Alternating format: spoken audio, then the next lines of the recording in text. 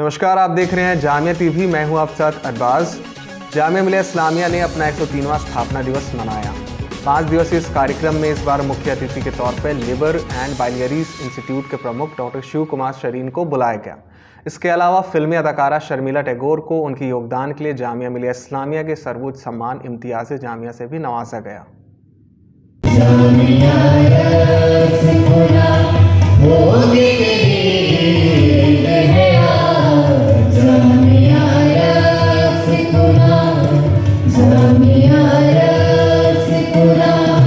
स्थापना दिवस कार्यक्रम की शुरुआत जामिया का परचम लहराकर किया गया, जिसके बाद मुख्य अतिथि को एनसीसी कैडेट्स ने गार्ड ऑफ ऑनर दिया। इसके अलावा जामिया के 100 वर्ष पूरे होने पर बने सेंटेनरी गेट का भी उद्घाटन मुख्य अतिथि के द्वारा किया गया। प्यार मोहब्बत यहाँ मिल रही है, जिस तरह से लोग मिल रहे हैं, जिस तरह के लोग यहाँ काम कर रहे हैं, पढ़ रहे हैं, एक अपने आप में बिल्कुल नया एक्सपीरियंस है। और मैं तो लिवर का डॉक्टर हूँ, लिवर की बात करूँगा, मुझे लगता है यहाँ सब कपड़े अच्छे लोग हैं।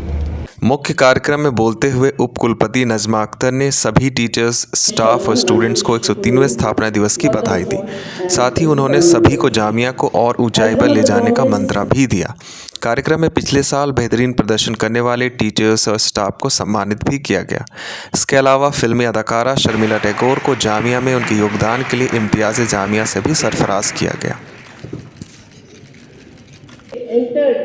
The top 10 universities in the country in the Times Higher Education ranking, and at present among universities this is number 2 in Times Higher Education in India.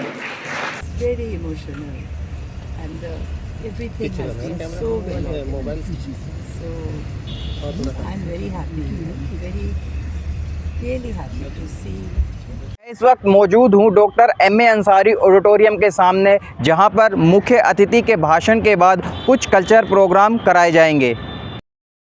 स्थापना दिवस कार्यक्रम के मौके पर कई कल्चरल प्रोग्राम्स का भी आयोजन किया गया, जिसमें यूनिवर्सिटी के अलावा जामिया स्कूल के बच्चों ने भी बढ़ चढ़कर हिस्सा लिया। इस बार कार्यक्रम में कई गीत संगीत के साथ कव्वाली और शेर व शायरी ने लोगों को मुतासिर कर दिया।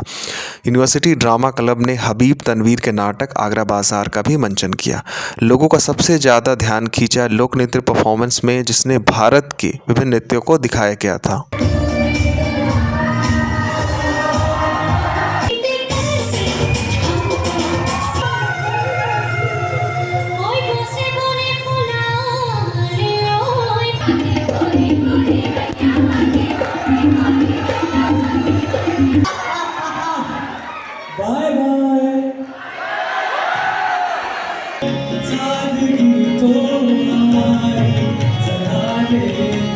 एक बात पर कहते हो तुम कि तू क्या है।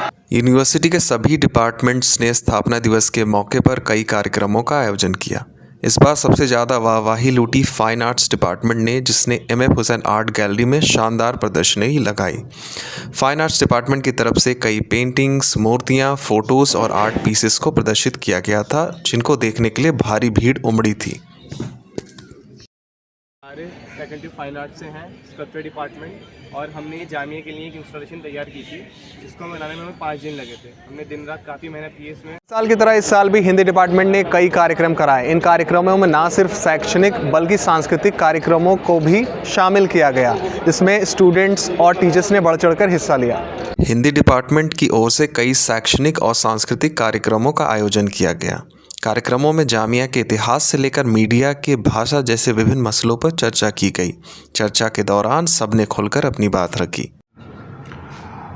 जामिया के 130वें स्थापना दिवस के इस अवसर पर सबसे पहले तो मैं जामिया बिरादरी को बहुत सारी बधाइयाँ देता हूँ, शुभकामनाएँ पेश करता हूँ, और ख़ास तौर पर छात्रों को बहुत बहुत शुभकामनाएँ।